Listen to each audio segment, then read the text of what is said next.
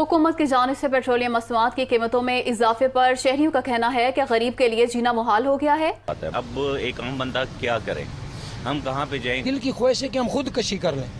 इतने हम तंग आ गए हैं कि खुदकशी हराम इसलिए नहीं करते, वरना हम लोग इतने तंग है, पेट भर के रोटी खाते हैं तो पेट्रोल पूरा नहीं होता है, पेट्रोल पूरा करते हैं तो रोटी नहीं खा सकते। यकीन करोगे ये मजबूरी में चला रहे हैं। पेट्रोल 250 रुपए लीटर हो गया है, सवारी 10-10, 5-5 रुपए के लिए लड़ दिया हमारे से। हमारे पास पैसा नहीं, हम आपको खुद को जलाएं, इतनी महंगाई कर दी है इतनी। 80 रुपए किलो आटा कहाँ जाएगा आदमी? जो 2 किलो आटा लेता है शाम को बच्चों में ही पूरा है। 400-500 रुपए रिक्शे पे बच रहे हैं, पेट्रोल भरवाए या गैस। और बात करेंगे बिजली बहरान की। मुल्क में बिजली का बहरान मजीद शिद्दत इख्तियार कर गया। शॉर्ट खुदा का वास्ता है यार, हम गरीबों पे दुआ करें, हम मर गए। तो सिचुएशन दिन ब दिन आउट ऑफ कंट्रोल होती जा रही है। श्रीलंका से भी बुरी बुरी तस्वीरें और बुरे बुरे मंजर जो हैं वो हमको पाकिस्तान से देखने को मिल रहे हैं।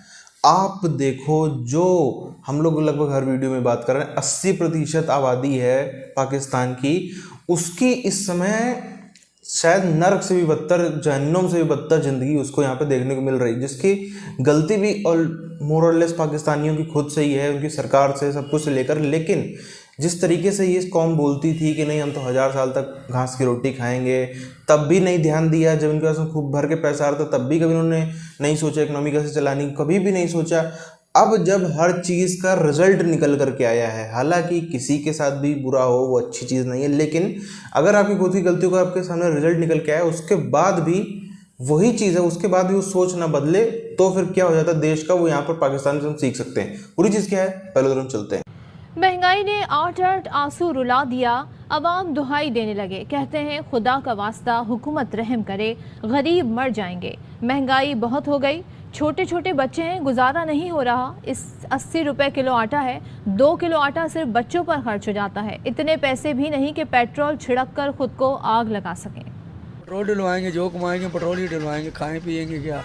बिल भी इतने आ रहे हैं, बिजली के गैस के कोई हिसाब ही नहीं। बहुत ज़्यादा मुश्किल है हम लोगों को, तो खाने पीने के लाले पड़े हुए हैं, तो फ्यूल तो बहुत दूर की बात है। अब एक आम बंदा क्या करे, हम कहाँ पे जाएं? दिल की ख्वाहिश है कि हम खुदकशी कर लें।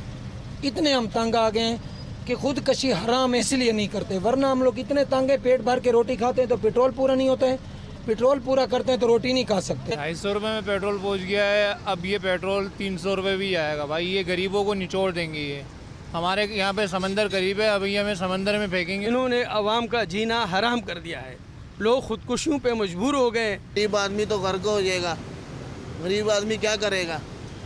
गरीब आदमी पेट्रोल पाएगा, खाना पूरा करे। आवाम के लिए तो परेशानी है, जब इतना पेट्रोल महंगा हो रहा है, गरीब बंदा क्या कहेगा? 500 रुपये मेरे दिहाड़ी है तो 500 पेट्रोल डालो, घर तक आ जाऊँ जाएगी, मैं खाऊंगा क्या? मुल्क भर में लोड शेडिंग का सिलसिला ना थम सका, अवाम परेशान है, मुश्तिल हो गई। क्या कहना है शहरियों का, आपको दिखाते हैं। वैसी नहीं है, गर्मी के अंदर वैसी मरदा मर रहा है, बिल इतने आ रहे हैं। अभी 69,000 रुपये का बिल भर के बैठा हूँ, पहले महीने का पता नहीं कितने का आएगा। आधी कुर्बानी के पैसा तो मेरे यही लेगा। लोड शेडिंग का तो ये हिसाब है, सुबह जाती है और रात को आती है। लोड शेडिंग इतने परेशान है, कारोबार ठप है।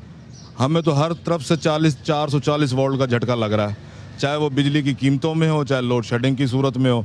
पूरे मुल्क को अंधेरे में डुबो दिया है। डेरा गाजी खान के कबाली इलाकों कोह सलमान में मूसलाधार बारिशों से बरसाती नालों में तूफ़ानी आ गई है। बरसाती नालों में पानी की सतह बुलंद हो गई है। बरसाती नालों में पानी के रेले से चोटीवाला के ज़रई रकबे सैराब हो गए हैं। आपको ये मनाजर भी हम तजुर्बाकार इत्तेहादी हुकूमत हो या साइंस सरकार, लगता है इन्हें अशिया खुरनोश की कीमतें आसमान तक पहुँचाने का हदफ दिया गया है। अवाम महंगाई की वजह से 2 वक्त की रोटी को तरस रहे हैं। ईद कुर्बा की आमद एक जाने पेट्रोल की बढ़ती कीमत ने महंगाई की आग लगाई हुई है, तो दूसरी जानिब सब्जी फरोश माफिया ने सब्ज मसालों और दीगर सब्जियों की कीमतों में मनमाना इजाफा कर दिया है। इससे कबल सब्जी माफिया मुतरक, सब्जी माफिया ने शहरियों को दोनों हाथों से लूटने का मंसूबा बना लिया। मुल्क भर के छोटे बड़े बाजारों में सब्ज मसालों समेत सब्जियों की कीमतों में मनमाना इजाफा कर दिया गया। अदरक और लहसुन की कीमत में फी किलो 90 रुपए तक का इजाफा कर दिया गया। तो कौन पकड़ेगा? गुजारा तो बहुत मुश्किल हो गया है। यहाँ आज टमाटर है 100 से ऊपर, कोई भी सब्जी ऐसी नहीं है 100 से कम है। मुख्तलिफ इलाकों में सब्जी फरोशों से सस्ती सब्जी लाकर ओपन मार्केट में मनपसंद कीमतें वसूल की जा रही हैं। हम खबर आपको आपको देंगे लाहौर से, जहां पिंडी स्टॉप पर पेट्रोल पंप पर एयर टैंक फट गया। हादसे में मुतादिद अफराद जख्मी हो गए। जख्मी होने वाले एक नौजवान की हालत नाजुक बताई गई है। लाहौर में पिंडी स्टॉप पर यह हादसा पेश आया है। जी बिल्कुल, ये अफसोसनाक वाकया जो था वो पिंडी स्टॉप के मकाम पर वाकई एक पेट्रोल पंप पे पेश आया, जहां जिसकी जद में आकर 6 अफराद जो थे वो जख्मी हो गए। जो रेस्क्यू टीमें थी उन्होंने मौके पर पहुंचकर जख्मियों को तिब्बी इमदाद दी। 6 में से 3 जो जख्मी थे उनको जिना अस्पताल मुंतकिल कर दिया गया। बहुत मुश्किल हो गया, हर चीज़ महंगाई की तरफ जा रही है, हर तरफ से परेशानी आ रही है। सैलरीज कम है, अखराजात बढ़ते जा रहे हैं, बच्चों की पढ़ाई इतनी बड़ी मुश्किल हो गई है, पेट्रोल इतना महंगा हो गया, आना जाना इतना कम कर दिया है। सर हमारा तो यही कहना है कि कोई भी हुकूमत आए कि हमें आवाम को रिलीफ चाहिए। अभी जो इतना सारा पेट्रोल महंगा हो गया, आप खुद ही देख रहे हैं, पहले मिलता था पेट्रोल कितना सस्ता मिलता था, अभी कितना महंगा मिल रहा है। अभी जो है ना हम इतने काम ही नहीं कर सकते, हमारा काम ही जो है ना बाइकों पर होता है, खाना खाए, सब्जियां लें या फिर पेट्रोल डल रहा है। जैसा कि इनका कहना है कि पैसे भेजता हूँ, बीवी बीमार है उसके पैसे भेजता हूँ, बच्चों के स्कूलों की 2 माह की फ़ीसें इकट्ठी भेजी हैं। अब एक उम्मीद थी कि बच्चों को एक ही उम्मीद होगी पापा आएंगे तो ईद के कपड़े लेके देंगे, तो मेरे पास तो पैसे नहीं हैं। उसने कहा मेरे बच्चे मैं चाहूँगा तो देख नहीं सकूँगा, मैं अपनी ज़िंदगी का खात्मा कर लूँ, ये लफ्ज़ उसने कहा। तो यार सर, जिसके बच्चे बाप का इंतज़ार कर रहे हैं और बाप ईद पे ना आए, इस वजह से न जाए कि मेरे पास पैसे नहीं है, मेरे बच्चे कपड़े कहाँ से पहनेंगे, मेरे बच्चे ईद कि बाकी बच्चों की तरह ईद किस तरह मनाएंगे, वो नहीं, कोई बाप कोई माँ ये बर्दाश्त नहीं कर सकती। उन्होंने इस दावा किया है कि इस सिचुएशन से लॉ एंड ऑर्डर की सिचुएशन खराब होती हुई नजर आ रही है। हमने कराची में कुछ दिन पहले देखा और कश्मीर के मुख्तलिफ इलाकों में भी लोड शेडिंग की वजह से नक्याल का इलाका है और कुछ इलाकों से खबरें मिली हैं कि वहाँ पर लोगों ने प्रोटेस्ट किया सख्त किस्म का और जो रोड्स हैं उसको ब्लॉक किया। खैबर पख्तूनख्वा के मुख्तलिफ इलाके जो तो सिचुएशन दिन ब दिन आउट ऑफ कंट्रोल होती जा रही है। क्योंकि कुछ ट्रेवल करना था तो गाड़ी को मैं पेट्रोल पंप पे ले गया। यकीन करें ये बात मैं आपको बता रहा हूँ 4 या 5-6 बजे मैक्सिमम इन द इवनिंग, रात 12 बजे प्राइसेस चेंज होती हैं। और ये इस्लामाबाद के पोश एरिया में यकीन करें कि लाइनें लगी हुई हैं। बीच में से चले हम जो छोटी गाड़ियों वाले ही है तो थे ही, लेकिन बिलीव मी कि मैंने मर्सिडीज गाड़ियां भी बीच में से देखी जो खड़ी हुई थी लाइन में। लैंड क्रूजर V8 खड़ी हुई थी। मेरा इलाका है खैबर पख्तूनख्वा का। अब यकीन करें कि मैं कहूँगा कि बुरा हाल है बिजली का। ये महंगी भी हो गई, साथ में कह रहे हैं कि हमारे पास पैसे भी नहीं, डॉलर्स नहीं है कि हम ये परचेस कर सके। थर्ड, फिर अवाम के अंदर जो फ्रस्ट्रेशन है, एक तरफ तो बहुत इंतहा का इन्फ्लेशन है। इस सेकेंड हाइक के बाद जो मिनिमम इन्फ्लेशन लेवल है दैट इज 35%।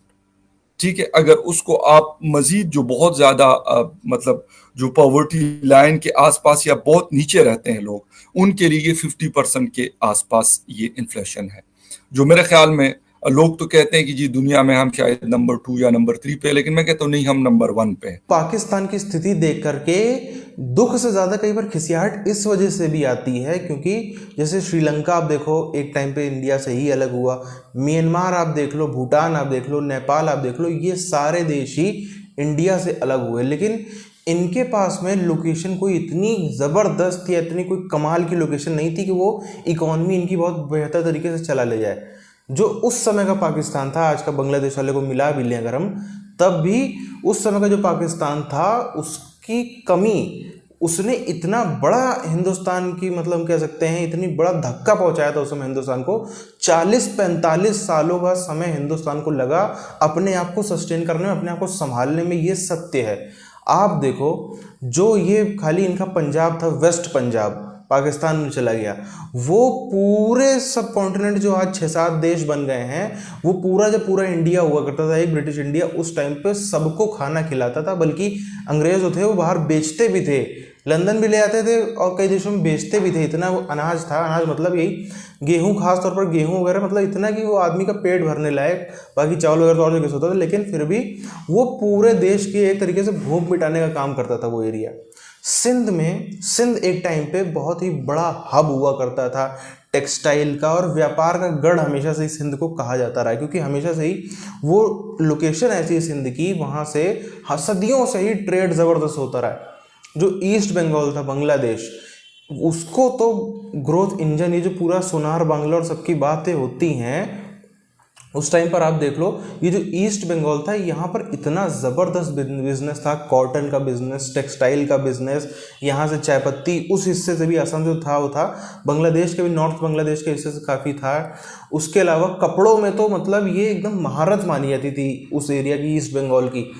इतना अच्छी लोकेशन मिलने के बाद भी ये देश इतना ऐसी स्थिति पहुँच गया, तो इनके ऊपर मतलब लानत से भी बुरी कोई चीज़ होनी चाहिए तो वो इनके ऊपर होनी चाहिए। अगर मतलब किसी को भी आप बैठा देते ना, अगर कोई थोड़ा सा भी मतलब नॉर्मल बंदा, हम लोग ये घटिया बंदे की बात नहीं कर रहे हैं, जिसके पास में कोई ज़्यादा समझ नहीं है, कोई हिंदुस्तान में 10वीं 12वीं के जो लेवल के लोग होते हैं ना, जो 10वीं 12वीं तक ही पढ़ते हैं पूरी ज़िंदगी में, वैसे लोग को भी अगर यहाँ का प्रधानमंत्री बना दिया था तो शायद ये देश काफ़ी बेहतर स्थिति में होता। अब आप अंदाज़ा लगा सकते हैं 40-45 साल हिंदुस्तान को लगे उस चीज़ की भरपाई करने में जो ये ईस्ट पाकिस्तान और वेस्ट पाकिस्तान हिंदुस्तान से छीन के ले गया था, तो कितनी ज़्यादा ये संपन्न देश रहा होगा उस टाइम पे। तभी तो इसके पीछे तुम झगड़े हुए थे, वरना इनको करना होता तो कहीं भी कर सकते थे, किसी भी कोने में फेंक देते। आबादी को अलग ही होना था तो कोई भी कोना दे दिया था, लेकिन वो यहाँ की भी गलती थी, वहाँ से तो जो था वो था ही। आप भी क्या रहा है, आप नीचे कमेंट करके बताइए। मिलते हैं आपसे वीडियोज़ में, तब तक के लिए जय हिंद।